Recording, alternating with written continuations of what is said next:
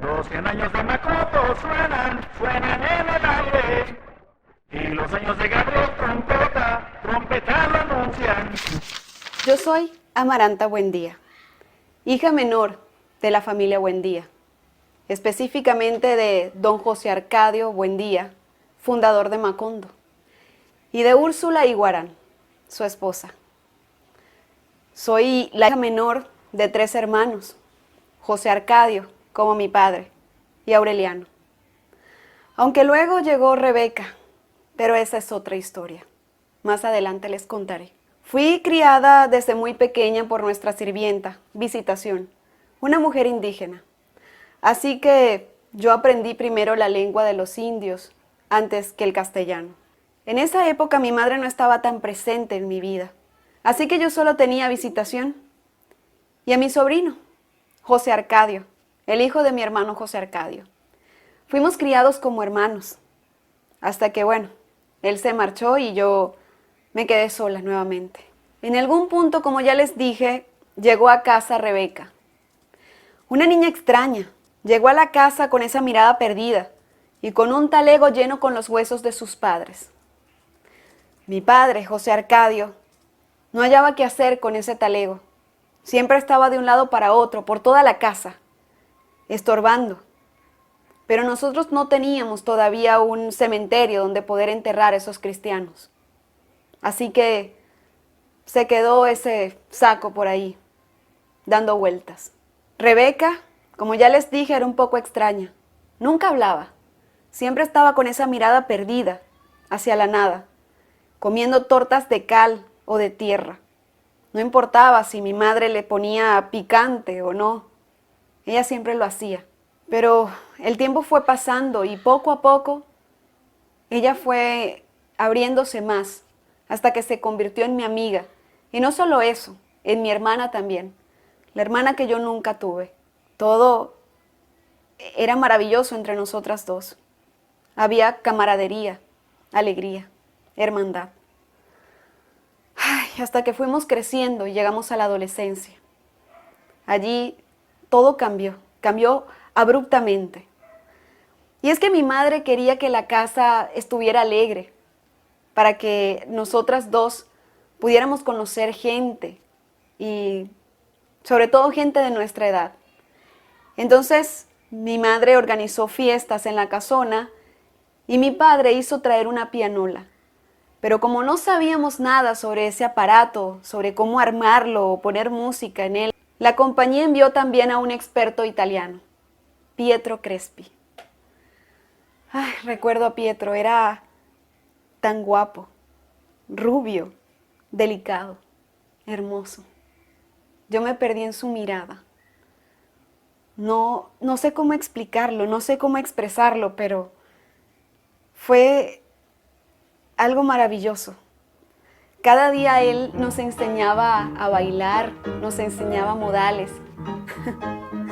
Recuerdo que mi madre siempre estaba cerca de nosotros, vigilándonos.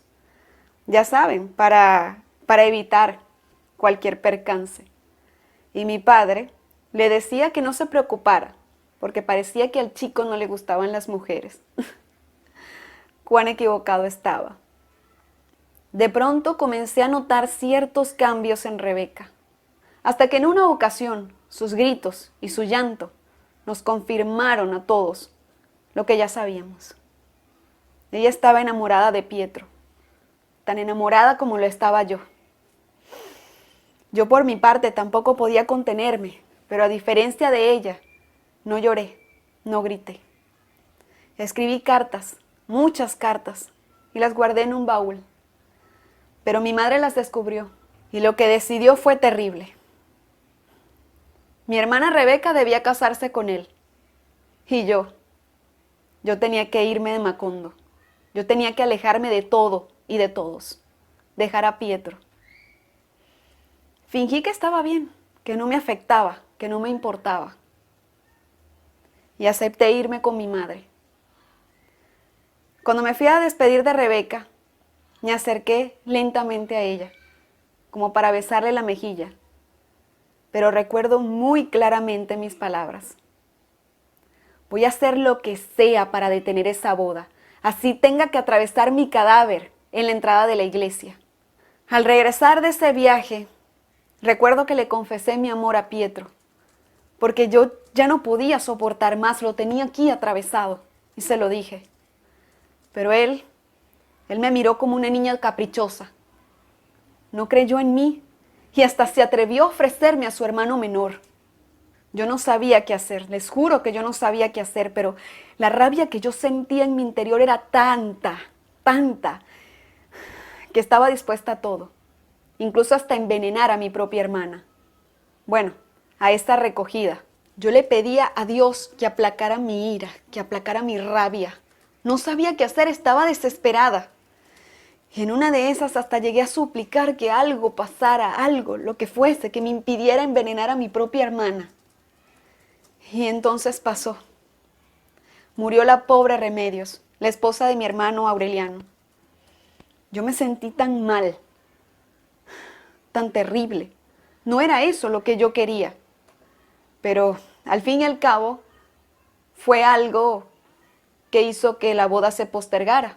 Después recuerdo que el padre Nicanor les dijo que se casaran en esa iglesia que él estaba creando, pero la iglesia todavía estaba en construcción. Tenían que pasar años para que estuviera lista y ellos pudieran casarse.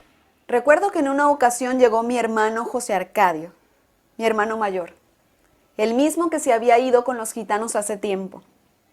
En esa época mi madre lo había buscado por toda la ciénaga y hasta más allá, pero no pudo encontrarlo. Y llegó así, a desbarajustar la vida de todo el mundo, pero en especial de Rebeca. Y fue que al mirarla, se enamoró completamente de ella. Y ella se dejó llevar por esos sentimientos, o se le metió por los ojos, quién sabe. Como una cualquiera estuvo con él, sin ningún pudor, allí en su habitación. Y de pronto, José Arcadio resolvió que quería casarse con ella. Al fin y al cabo no era su hermana de sangre, ni tampoco se había criado con ella. El pobre Pietro estaba desesperado, deshecho. Intentó hacer que ella cambiara de parecer, pero no lo consiguió. Yo quería consolarlo, ¿saben? Pero a la vez también sentía como cierta satisfacción, porque él me había rechazado a mí, le había preferido a ella. Y miren lo que ella le hizo. Aún así, él siguió frecuentando la casa. Mi madre siempre lo recibía. Le daba lástima. Siempre estaba ahí para él, para escucharlo, para apoyarlo, para darle el consuelo que yo no podía. Y poco a poco nos fuimos acercando nuevamente. Él venía cuando yo estaba bordando en el corredor de las Begoñas, con mis amigas. Y así pasábamos horas hablando y hablando y hablando, hasta que de la nada comenzó a surgir en él ciertos sentimientos hacia mí. Y yo dejé que esos sentimientos crecieran, hasta que en algún punto me confesó su amor y me pidió que me casara con él. Recuerdo claramente que lo miré a los ojos y sentí cierta satisfacción cuando le dije: no seas ingenuo, ni muerta me caso contigo. Lo que pasó después fue terrible. Consiguieron a Pietro allí en su tienda, rodeado de relojes, de juguetes, de todas esas piezas de madera que él construía, con las dos manos metidas en una ponchera y las venas cortadas. Cuando me lo dijeron, yo no sabía qué hacer, pero sentí un dolor tan hondo en mi corazón, tan grande, un arrepentimiento tan fuerte, que lo único que se me ocurrió fue ir hasta la cocina y poner las manos en el fogón, hasta que el dolor fue tan intenso que ya no sentí más dolor, solo el olor de mi propia carne quemada. Y desde entonces uso esta venda en la mano. Recuerdo que una vez el atrevido de mi hermano Aureliano me insinuó que esta venda en mi mano no era otra cosa más que una alegoría a mi virginidad. Y no sé, a lo mejor Y es verdad. Desde ese entonces yo me dediqué a la crianza de mi sobrino, Aureliano José, el hijo de mi hermano Aureliano con Pilar Ternera. Me aboqué a ese niño.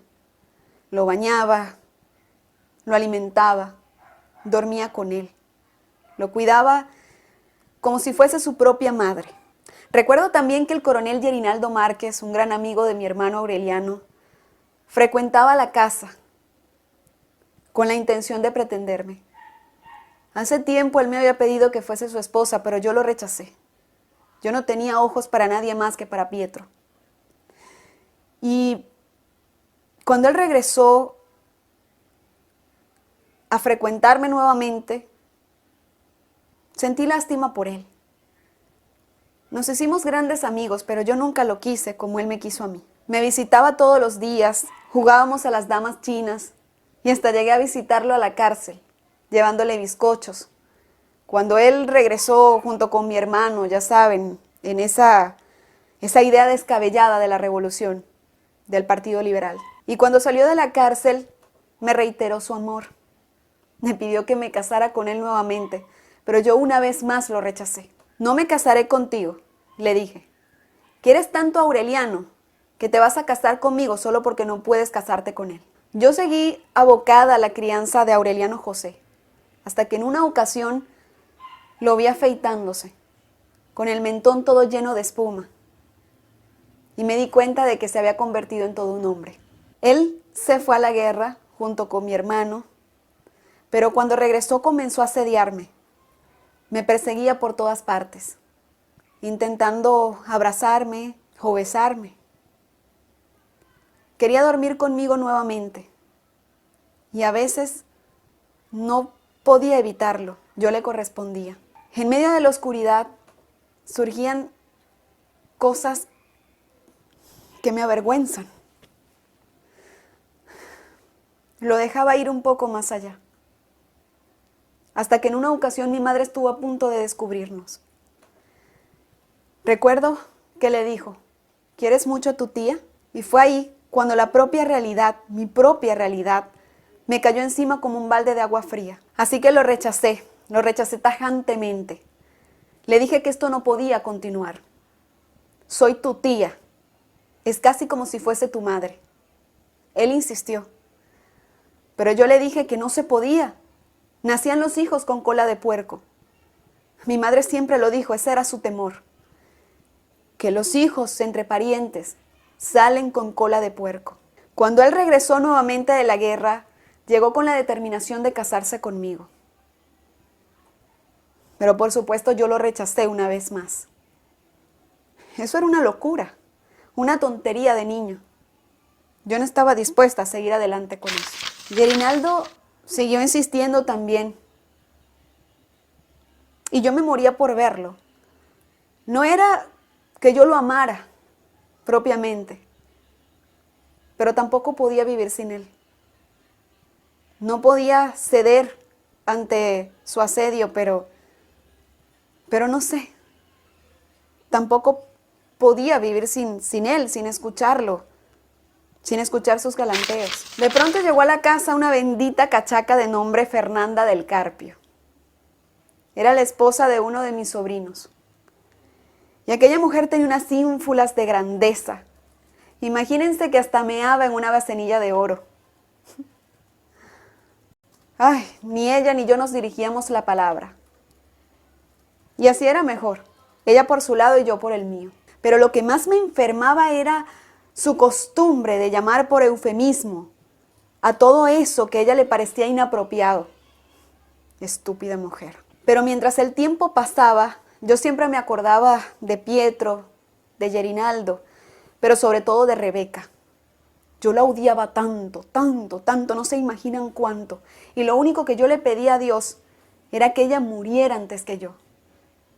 Yo no soportaba la idea de morir antes que ella.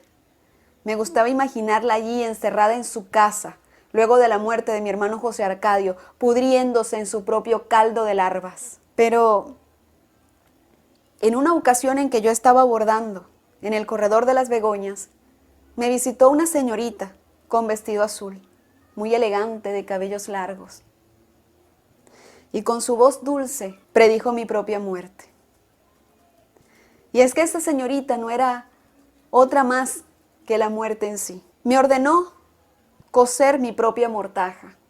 Me dijo que podía hacerla tan complicada y hermosa como yo quisiera. Ella me dijo que yo moriría sin dolor, sin temor y angustia, la noche del día en que yo diera la última puntada. Compré la tela más fina, la más hermosa. Los bordados los hice con tanto cuidado. Al principio yo demoré esta labor porque no estaba preparada. Hasta que después de tanto reflexionar llegué a una conclusión. Acepté mi propia soledad. Me di cuenta de que yo estaba destinada a vivir un amor solitario. De hecho, yo no estaba preparada para amar o para ser amada. Estaba destinada a la soledad. Así que, cuando di la última puntada, le dije a Fernanda, a mi madre, a todos en la casa, que ya estaba preparada para irme. Llevaron el ataúd a la casa. Fernanda no me creía. Ella pensaba que yo estaba loca o quién sabe qué. Pero yo, para hacer mi última buena labor, le dije a todos los vecinos, a todo el pueblo, a todo Macondo, que llevaran a mi casa todas las cartas que querían llevarles a sus familiares y a sus amigos fallecidos. Yo me encargaría personalmente de hacérselas llegar. Y así fue. Todos fueron a casa ese día. Llevaron sus cartas, sus recados. Recuerdo que también anoté muchos nombres para no olvidarlos. Y en determinado momento me acosté en mi ataúd, tejí mi cabello y me entregué. Cuando finalmente me fui, mi madre salió dispuesta a anunciar mi partida. Amaranta se fue de este mundo, señores, tal como lo predijo. Y se fue pura como llegó a este mundo. Muchas gracias por escuchar mi historia, amigos.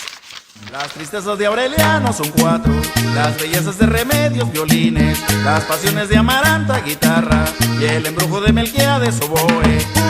Úrsula, 100 años, Soledad, Macondo.